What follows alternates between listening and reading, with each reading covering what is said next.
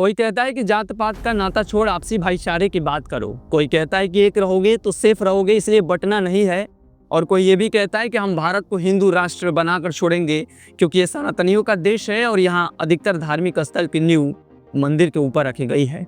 मंदिर, मस्जिद और सालों से बने धार्मिक स्थलों को तोड़ने की जो कहानी है, आज भारत के अधिकतर मीडिया की हेडलाइन में जगह बना चुकी है। बहस तो इस बात पर छिड़ गई है कि प्लेसेस ऑफ वर्शिप एक्ट 1991 में संशोधन किया जाए और हर उस धार्मिक स्थल, खासकर मस्जिद का आर्कियोलॉजिकल सर्वे हो कि कहीं वहां पर पहले मंदिर तो नहीं था। नमस्कार, मैं सर्वजीत द इनसाइड में आप सभी का स्वागत करता हूं। प्लेसेस ऑफ वर्शिप एक्ट 1991 को लेकर देश के कुछ बुद्धिजीवी कोर्ट पहुंच चुके हैं। इन लोगों की मांग है कि ये कानून हिंदू, बौद्ध, जैन और सिख धर्म के खिलाफ है। इस कानून की वजह से वे अपने ही पूजा स्थल पर और तीर्थ स्थलों को अपने अधिकार में नहीं ले पा रहे हैं। ये बिल्कुल सही बात है कि जब तक पूजा स्थल कानून 1951 है, तब तक किसी भी धार्मिक स्थल को तोड़ा नहीं जा सकता, सिवाय राम मंदिर को छोड़कर, जिसका उद्घाटन हो चुका है। क्योंकि यह कानून कहता है कि हिंदुस्तान में आज़ादी के बाद से पूजा स्थलों और तीर्थ स्थलों को वैसे ही रखा जाएगा जैसे 15 अगस्त 1947 को रखा गया था। इसमें राम मंदिर को अलग कर दिया गया था क्योंकि उस वक्त अयोध्या राम मंदिर, बाबरी मस्जिद निर्माण का मामला कोर्ट में विचाराधीन था। इसलिए इस कानून को बनाते वक्त देश की नरसिम्हा राव सरकार ने इसे छेड़ना मुनासिब नहीं समझा। दरअसल ये दौर था जब राम मंदिर आंदोलन अपने चरम पर था। भाजपा नेता लाल कृष्ण आडवाणी ने 25 सितंबर 1990 को सोमनाथ से रथ यात्रा निकाली। इसे 29 अक्टूबर को अयोध्या पहुंचना था, लेकिन 23 अक्टूबर को उन्हें बिहार के समस्तीपुर में गिरफ्तार कर लिया गया। गिरफ्तार करने का आदेश दिया था जनता दल के मुख्यमंत्री लालू यादव ने। इस गिरफ्तारी का असर ये हुआ कि केंद्र में जनता दल की बीपी सिंह की सरकार गिर गई, जो भाजपा के समर्थन से चल रही थी। इसके बाद विश्वनाथ प्रताप सिंह से अलग होकर चंद्रशेखर ने कांग्रेस के समर्थन से सरकार बनाई, लेकिन ये सरकार भी ज़्यादा दिन तक नहीं चल पाई।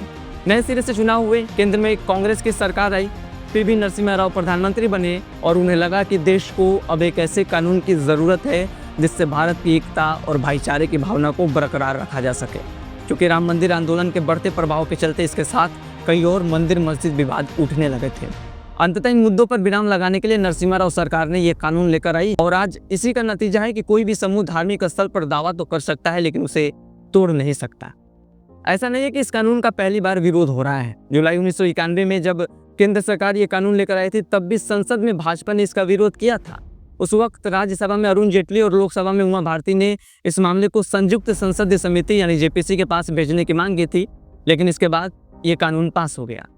असल में हमारे देश के कुछ हिंदूवादी नेता जो खुद को समाजसेवी कहते हैं, वे चाहते हैं कि इस कानून में संशोधन किया जाए और हर उस धार्मिक स्थल का सर्वे कराया जाए जिसकी उम्र कई सौ साल पुरानी है। इसमें सबसे पहले काशी, मथुरा को याद किया जाता है और अब संभल की शाही जामा मस्जिद और राजस्थान का अजमेर शरीफ दरगाह भी शामिल हो गया है। आपको बताते हुए मुझे ये तनिक भी नहीं सोचना पड़ रहा है कि ऐसे लोग जो धार्मिक मुद्दे को लेकर देश की अदालतों का दरवाजा खटखटाते हैं, वे सिर्फ मीडिया के कैमरे की लाइमलाइट और हेडलाइन में रहना चाहते हैं।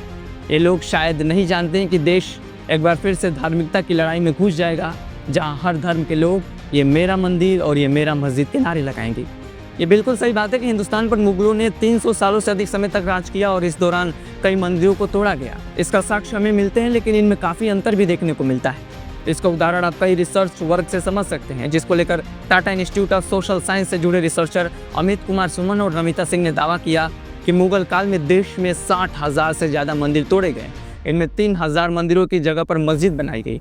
हालांकि यूनिवर्सिटी ऑफ एरिजोना के प्रोफेसर और इतिहासकार रिचर्ड एमिटोन अमित सुमन की बातों का खंडन करते हुए कहते हैं कि मैंने अपनी रिसर्च में तोड़े गए मंदिरों की संख्या 80 पाई है।